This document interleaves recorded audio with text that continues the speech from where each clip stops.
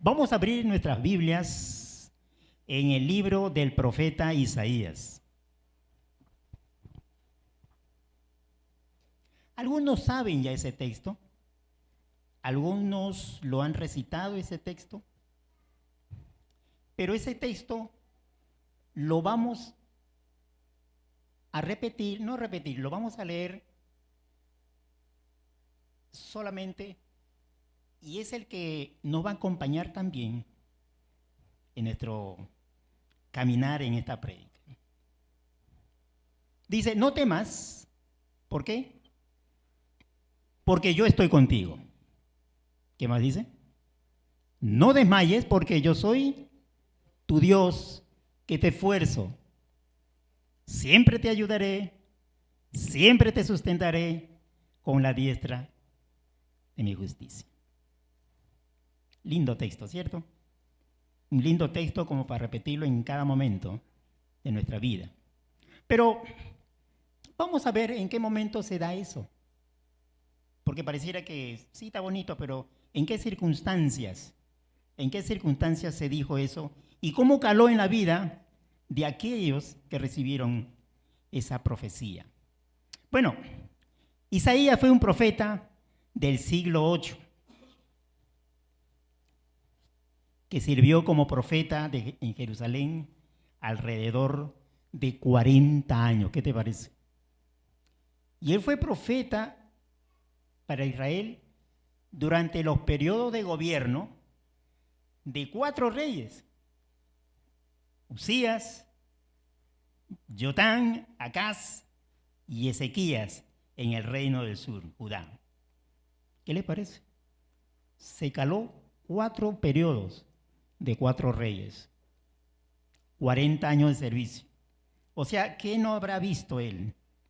Y ese libro de Isaías ofrece variadas profecías que abarca desde el juicio, esperanza y restauración. ¿Ok? No se olviden que esos profetas de esa época no eran populares, eran mal vistos. No son como de ahora, que tienen grandes amigos. No, esos profetas nadie los quería porque lo que venía siempre era a echar palo, ¿no es cierto?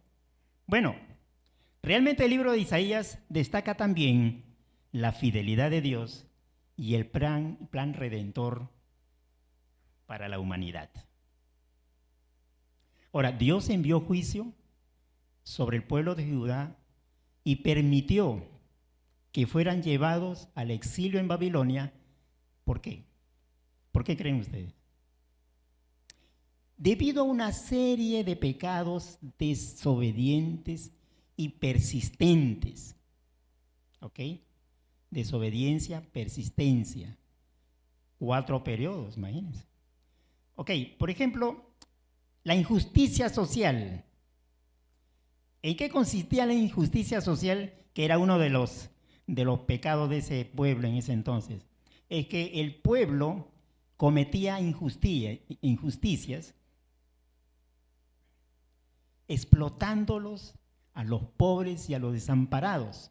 Esto incluía a no pagar los salarios justos a los trabajadores y los oprimía sobre todo a la clase más vulnerable de la sociedad. ¿Qué cosa quiere decir eso? Que parecía que los hacía trabajar y no les pagaba a tiempo. ¿Suena eso familiar? Eso ya no sucede, ¿no? Estamos hablando Antiguo Testamento, ¿no es cierto? Pero en el Deuteronomio dice algo parecido. Dice Deuteronomio 24, 14 al 15. Jamás, ¿qué dice? Jamás te aproveche de los obreros pobres y desamparados, ya sean hermanos israelitas o extranjeros que vivan en la ciudad. ¿Debes qué cosa? Debes pagarle de lo que le corresponde al final de qué. Obra terminada, obra pagada. No es que te debo o te doy un cheque para 15 días. Ya no existen cheques eso. Pero antes, ¿cómo nos amarraban, cierto? Bueno, fíjate, eso no era de ese entonces, ya venía con esas malas mañas, ¿no? Y decía, debe pagarle lo que le corresponde al final del día, antes de que caiga el sol, porque son pobres y cuentan con eso para vivir.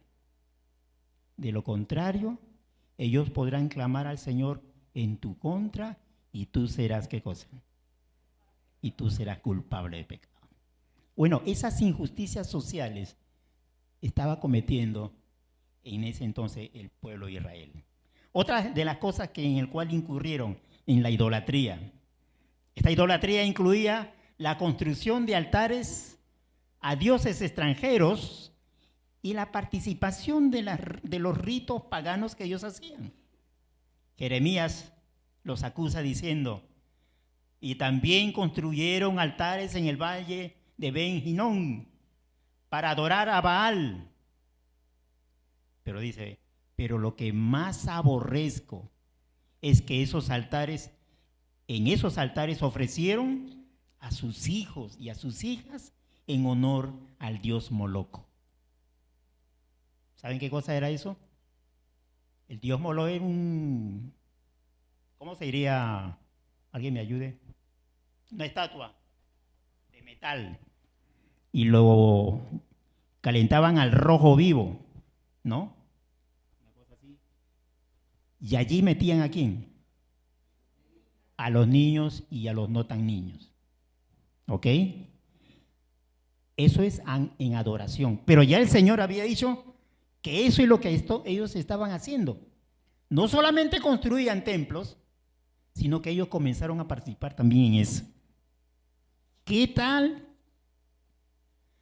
Y eso ya el Señor se lo había advertido que no hagan. En Levítico 18:21 dice, nadie debe entregar a sus hijos como ofrenda al dios Moloco. No me insulten de esa manera, pues yo soy el Señor de Israel. Otra de las cosas que ellos hacían era la corrupción y la mala administración. Y eso fíjate desde dónde viene, ¿no? Los líderes y los gobernantes de Judá eran corruptos, no gobernaban con justicia y la corrupción se había extendido en todos los niveles. Isaías 1:23 dice, y los líderes y gobernantes de Judá eran corruptos y no gobernaban con justicia. La corrupción se extendía desde los reyes, pasando por los sacerdotes y los profetas. Imagínate cómo estaba la corrupción en ese entonces. Sus príncipes son rebeldes y compañeros de ladrones. Isaías. Todos ellos aman el soborno y van tras las recompensas, le llaman recompensas.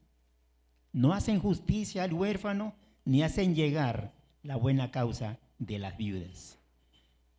Bueno, una serie de cosas, y otra de las cosas que también era de que comenzaron a profanar el día sábado, porque para ellos el día sábado era un mandamiento fundamental.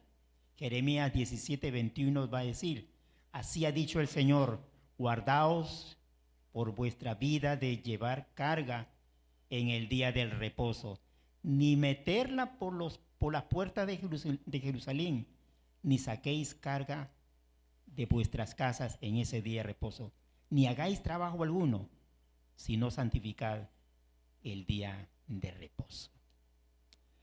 Hermanos, todas esas cosas, no solamente de un día, de un año, de un periodo, 40 años el Señor advirtiéndole de que eso tenían que cambiar.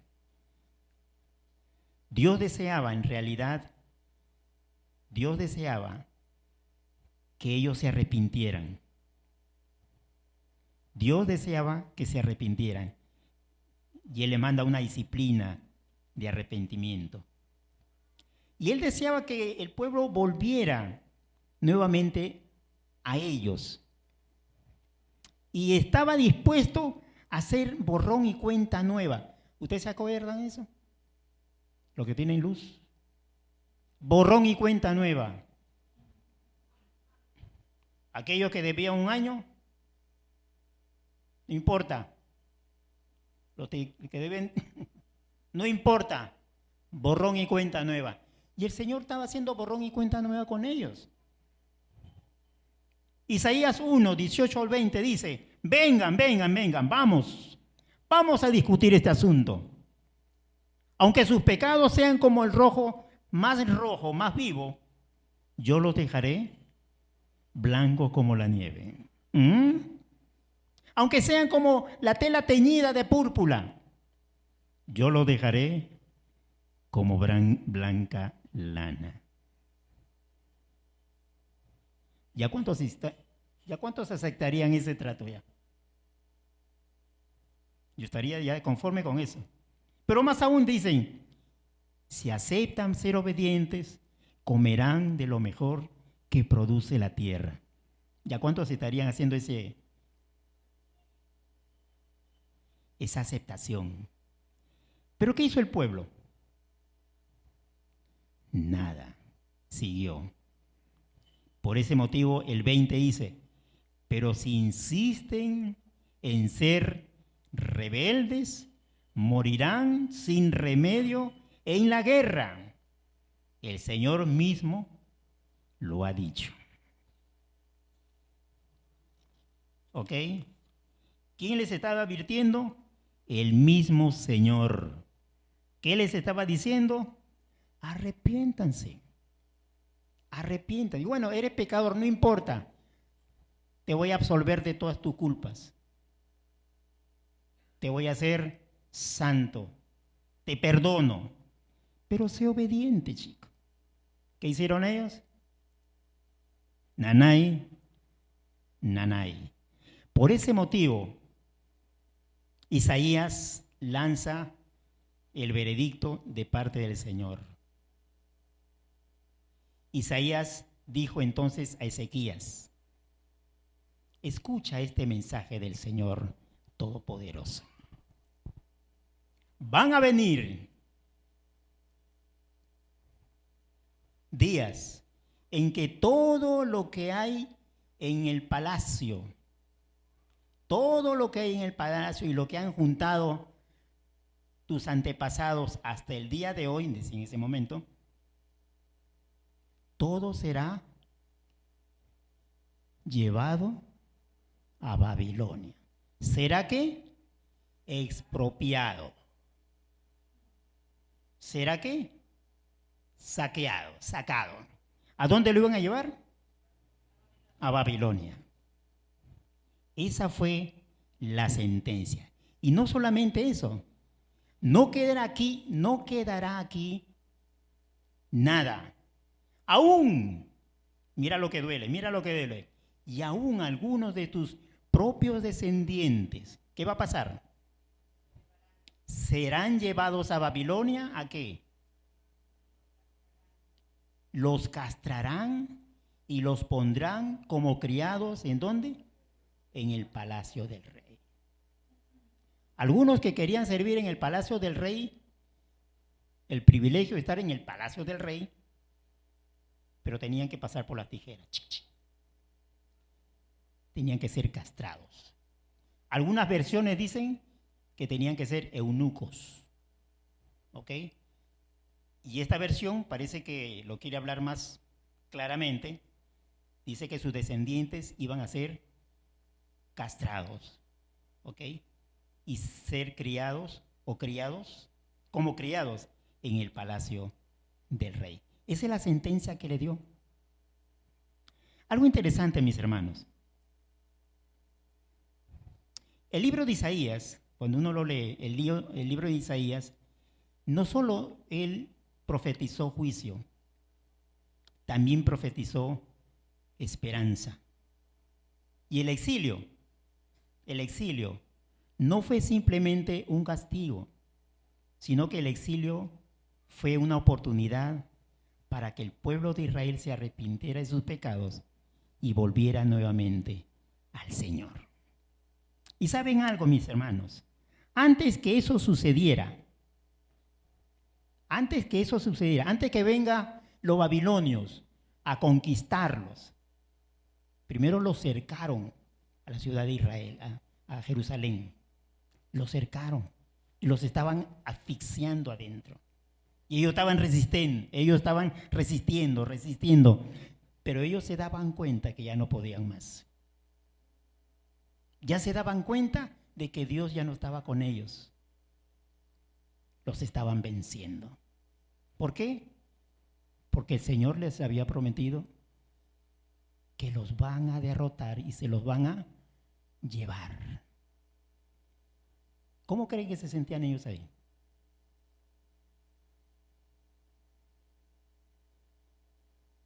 La sentencia se estaba cumpliendo. No había otra. El enemigo estaba allá afuera, tratando de entrar. Y ellos allí, se les agotaba todo. Pero algo más hermoso del Señor, ¿sabes qué es? Dice las Escrituras que conforme te da la prueba, ¿qué te da?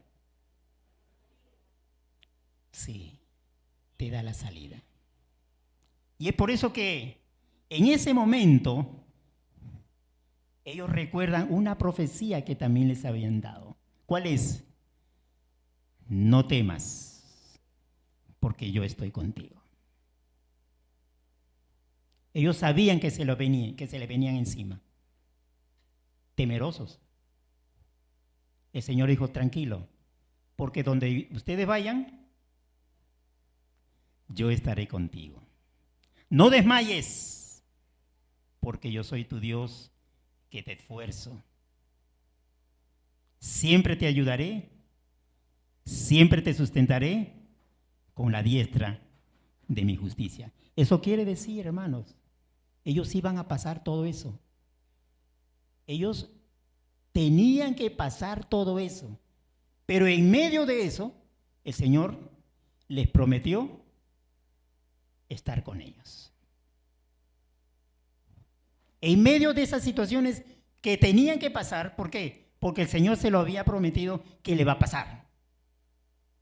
¿Ok? El Señor no hizo, bueno, voy a hacer de que no te hagan daño, que no. Pero yo voy a estar allí. Yo voy a estar allí.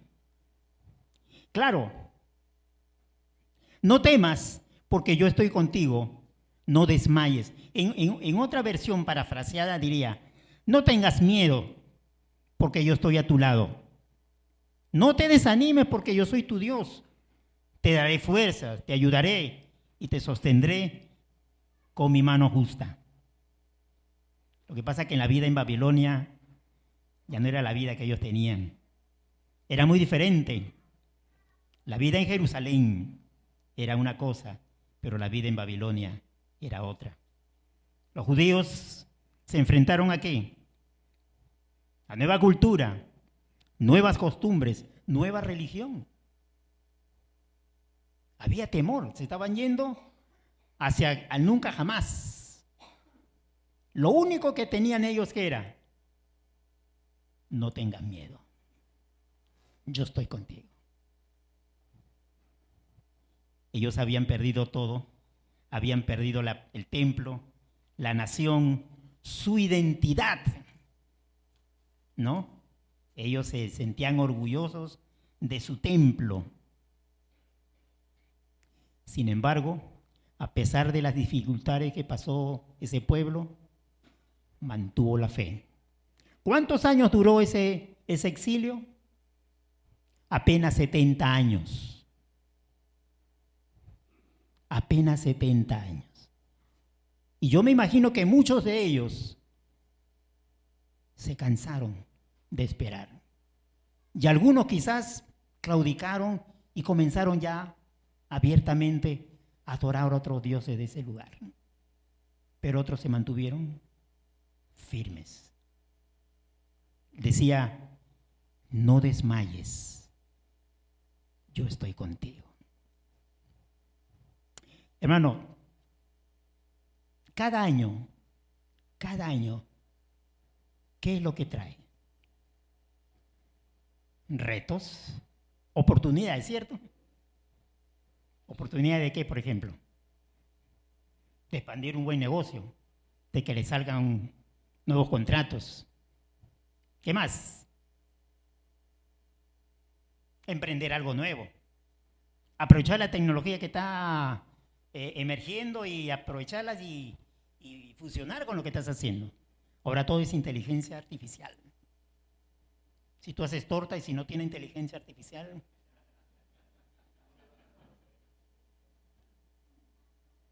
¿no?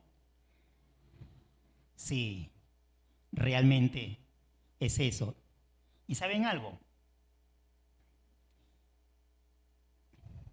En medio de todo eso, podemos crecer una buena relación en la familia, una buena relación con los hermanos. Podemos crecer en mi renovación con el Padre Eterno. Pero hay una cosa que no podemos evitar. No podemos negar que también trae incertidumbre. Cada periodo trae incertidumbre. Es que la incertidumbre es una parte inevitable de la vida, debido a la naturaleza que no se puede predecir. Hay eventos y circunstancias que no pueden estar bajo control. Se nos escapa, ¿cierto? Por ejemplo, no podemos tener bajo control el futuro. No podemos tener ni prever con certeza lo que podría suceder después. Hay cambios ahorita políticos. No sabemos qué va a pasar después del 10. En Estados Unidos también va a juramentar el señor Trump. No sabemos qué va a pasar y en qué va a influir eso en nuestra nación. Y ahora no solamente estamos hablando a nivel local, a nivel mundial, muchas cosas están ocurriendo que en alguna medida nos pueden influenciar. Ahora es inevitable. Hay cambios políticos, hay cambios económicos. No digan mucho de eso. El dólar el año pasado estaba en esta época, ¿cuánto? 34, 35, y no se había movido durante 2 años. Ya éramos felices. El banco ya te daba crédito en dólares. Ahora dejó de hacerlo. No sabemos a cuánto se va a ir. Incertidumbre, ¿no? No sabemos si eso va a ser favorable o desfavorable a tu negocio. No lo sabemos. Incertidumbre. Claro, y también hay cambios. ¿En cambios en qué? En cambios en la tecnología. Y no sabemos hasta dónde seguirán. Y acá están mis hermanos, los tecnólogos de la iglesia. ¿Saben cómo está yendo la tecnología en avanzada? ¿Qué es lo que podemos hacer con las inteligencias artificiales? Están metidas en todo. Y no sabemos si eso va a perjudicar, uno, la nación, tu familia. No sabemos si eso va a ser positivo o negativo. Incertidumbre. Se habla ahorita mucho de qué? Gobiernos globales. ¿Han escuchado eso? Sueldos globales. ¿A dónde te lleva eso a pensar, hermano? Enrique, ¿a dónde nos lleva a pensar eso? ¿No es cierto? No podemos nosotros predecir el futuro, por eso nos trae incertidumbres. Pero para todas esas cosas, ¿qué es el Señor nos ha dicho? No temamos. No temamos. Podrán venir vicisitudes, adversidades, pero ¿qué vamos a hacer nosotros? No temeremos. ¿Saben qué cosa, mis hermanos?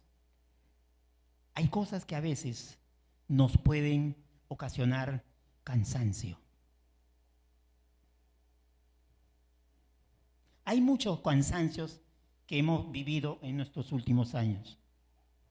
Algunos se cansaron de vivir en Venezuela, emergieron. Cansancio.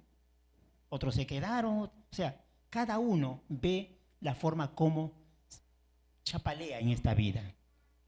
¿Cierto? Hay cansancio también cuando hay una enfermedad. Y durante tiempo lo tenemos y lo tenemos y lo tenemos. Y dice, Señor, pero ¿cuándo va a acabar esto? Cuando eso sucede, ¿qué sucede con nuestra fe? Se comienza a tambalear. Comienza a moverse nuestra fe. Y comenzamos a decir, creo que por aquí no es. Y a veces ya comenzamos a ¿qué? Comenzamos a no leer la Biblia, a no orar, no congregarnos. ¿Por qué? Porque estás cansado. Y el Señor, cuando sabía que eso vendría, ¿qué dijo Él? No temas, no te canses, no desmayes, que yo estaré contigo. Hermano, y cuando eso sucede, ¿sabe qué pasa?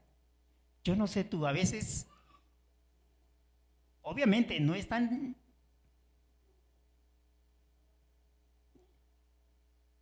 evidente, pero tú sabes que a veces te pones a orar y el Señor como que te da unas palmaditas de decir, tranquilo, yo lo tengo en control. Tranquilo, no temas, yo estoy contigo. Y uno sale como reconfortado, porque ha recibido aliento, ha recibido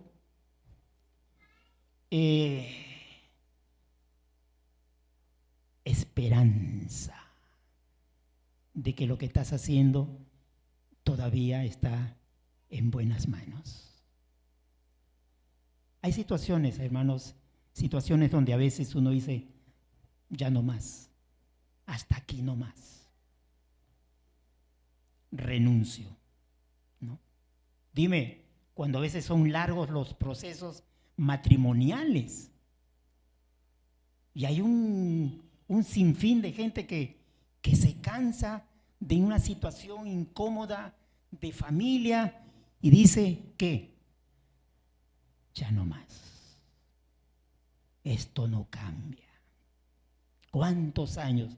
La misma cosa. ¿Qué dice el Señor? No desmayes. No desmayes, hermano.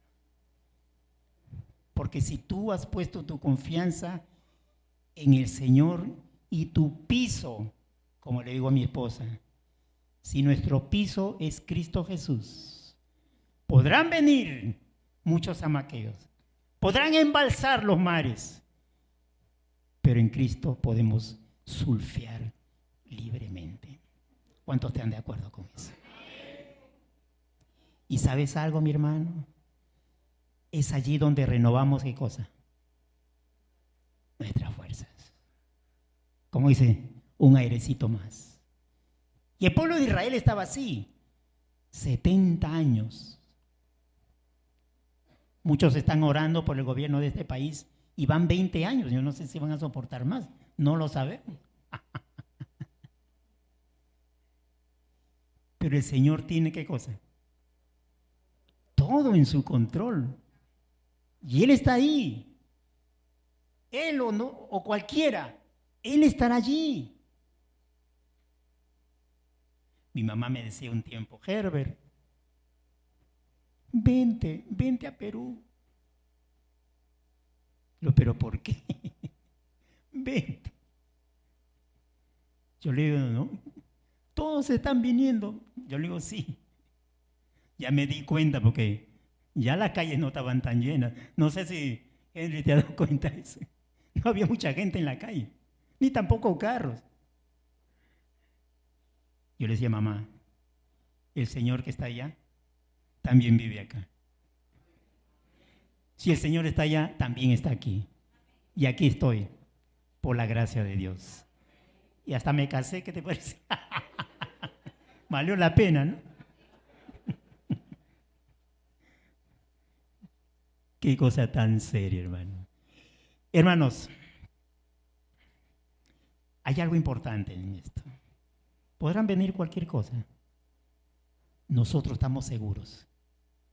Nosotros estamos seguros en el Señor. ¿Por qué? Porque Él nos ha prometido. Y si Él nos ha prometido, ¿qué va a pasar? Así será. Se va a cumplir. Tienes que entender eso. Tienes que metértelo en la arepa y comerlo. Así será. Así será. Todo lo que Él ha prometido en profecía, así se va a cumplir. ¿Saben qué? Yo empecé esta reunión o esta prédica haciéndoles una pregunta. ¿Qué hubieran hecho si hubieran sabido con anticipación el desastre que ocurría en España y devastaba todo ese sitio? ¿Saben qué cosa, hermano? El pueblo de Israel sabía de su predicción más de 100 años.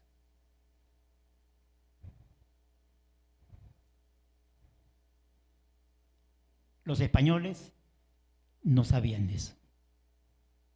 Le vino. El pueblo de Israel lo sabían. Pero cada vez que se acercaba la fecha ya, estaban más incómodos, estaban más nerviosos y me imagino con miedo. Pero era algo inevitable. ¿Por qué? Porque el Señor lo había prometido que así sería. ¿Saben qué cosa, hermanos? Nosotros, en nuestros tiempos, sabemos de una profecía y sabemos que se va a cumplir. Sabemos que se va a cumplir.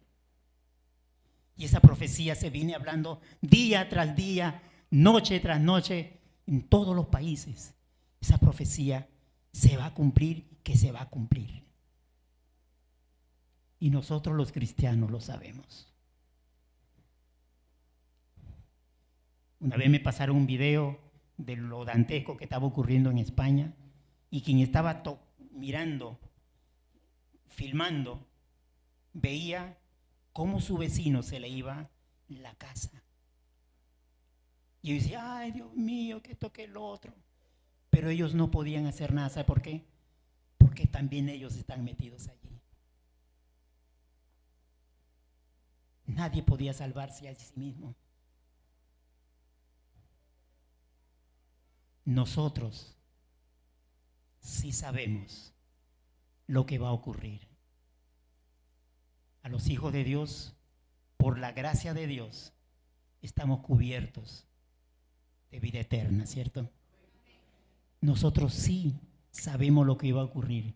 Nosotros sí sabemos a dónde vamos, pero también sabemos a dónde van a ir los otros. Y nosotros sí tenemos la solución para ellos. Nosotros sí sabemos lo que le espera y nosotros sí tenemos la buena noticia para ellos.